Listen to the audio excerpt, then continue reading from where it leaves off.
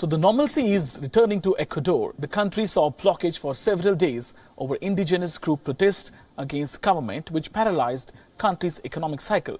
Now residents in capital Quito have opened their businesses, headed to work, and now have started back their daily lives, a day after President Moreno and indigenous leaders struck a deal to cancel disputed austerity package. The agreement ended nearly 2 weeks of protests that paralyzed Ecuadorian economy and left 7 people dead. Protests erupted after Ecuador's government announced the cut in fuel subsidy after taking $4.8 billion loan from IMF. La verdad, pues que yo me siento muy triste de ver tanto daño que ha causado nuestro presidente.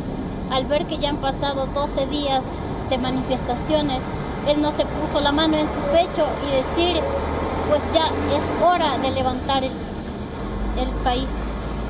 Pues la verdad, pues ahora que ya veo que esto se está ya pues avanzando, ya se está limpiando, pues espero que no tengamos otra recaída, porque esto siga adelante. Now, under the agreement, President Moreno will withdraw IMF-backed package known as Decree 883 that included sharp rise in fuel cost. The government and indigenous leaders are working together to develop a new package of measures to cut government spending, increase revenue and reduce Ecuador's unsustainable budget deficit and public debt.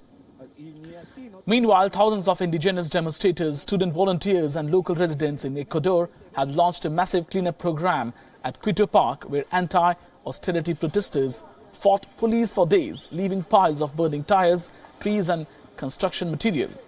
And as protesters left Quito Park, indigenous groups launched a communal labor project called Minga. Young protesters were seen barricading of paving stones, which they piled back onto the construction sites they had come from. And coming back to the world of social media, here popular social media app TikTok has said it will bring in an external group comprising former US congressmen to review and advise on its content moderation policies, including on child safety, misinformation and even hate speech. The group K&L Gates will work with TikTok's internal US management team. TikTok said move will increase transparency around content moderation policies and its practices to protect users.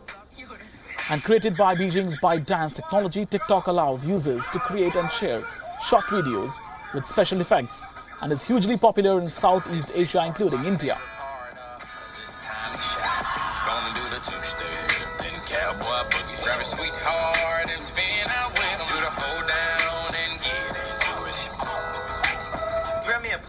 Behind you in the cabinet?